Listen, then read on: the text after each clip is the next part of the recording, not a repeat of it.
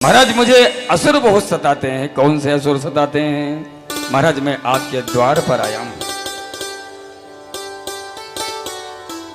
भगवान ने कहा, दशरथ जी ने कहा महाराज द्वार पर आए हैं तो आप आदेश करें, कौन से असुर हैं?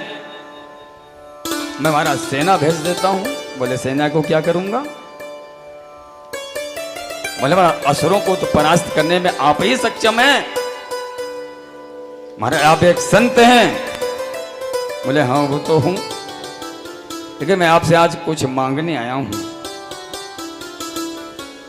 दशरथ जी कहते हैं महाराज आप आदेश करें, आप क्या चाहते हैं?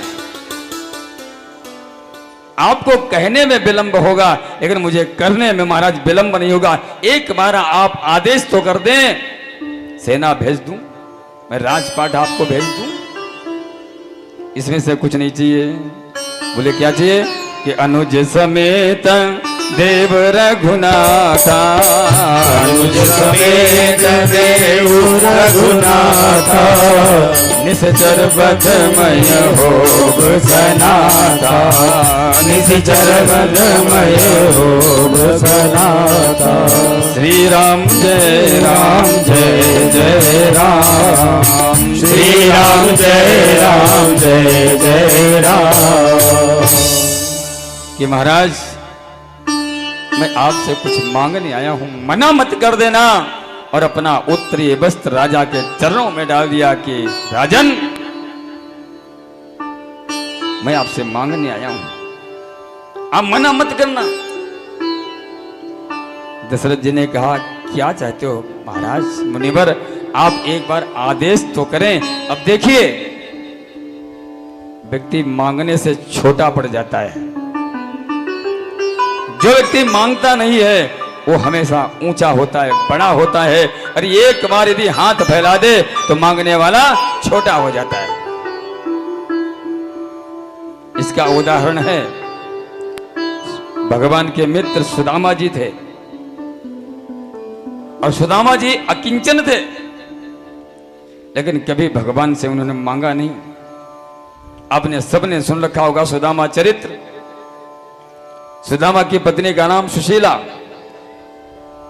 और जैसा नाम है वैसा ही उनका गुण है।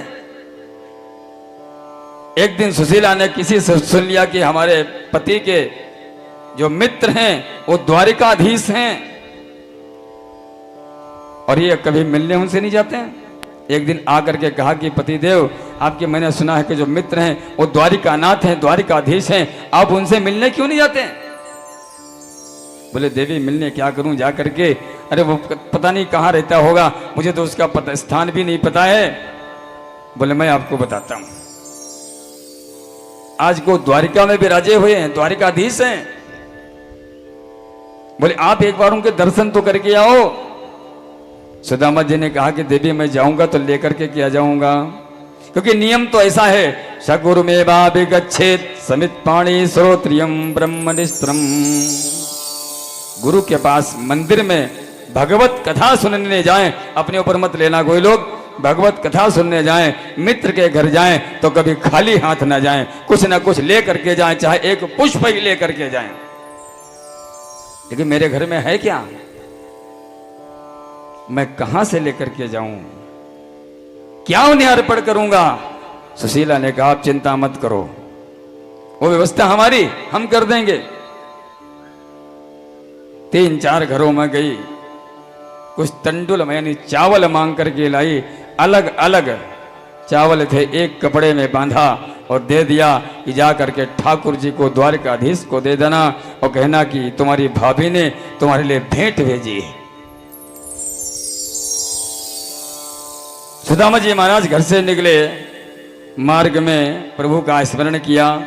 भगवान ने अपनी योग माया के द्वारा सुदामा को अपने नगरी में बुलाया, स्नान कराया, सुंदर वस्त्र पहनाए और वस्त्र पहना करके सुदामा जी को जैसे विश्राम कराया, जैसे 56 प्रकार का भोजन सामने थाल आया। सुदामा जी रोने लगे कि मैं इतना अकिंचन, इतना गरीब, मेरे बच्चे, मेरे बालक, इस घर में 4-5 दिन से चूल्हा न जला हो और उसका पिता बच्चों का 56 प्रकार का भोग लगाए। उसके बच्चे घर में भूखे बैठे हों, सुदामा के नेत्रों में अश्रुधारा बहने लगे। भगवान ने कहा कि मित्र आप रोए क्यों? बोले नहीं ठाकुर, मैंने बहुत दिन के बाद आपको देखा है, इसलिए मेरे आंखों से नेत्रों से अश्रु जल बहने लगा। सुदामा जी ने मैंने बताया था, भगवान ने आरती मंगाई, तिलक किया, भाल की रेखाएं बदल दी, लेकिन इतने पर भी सुदामा जी ने ठाकुर जी से मांगा नहीं।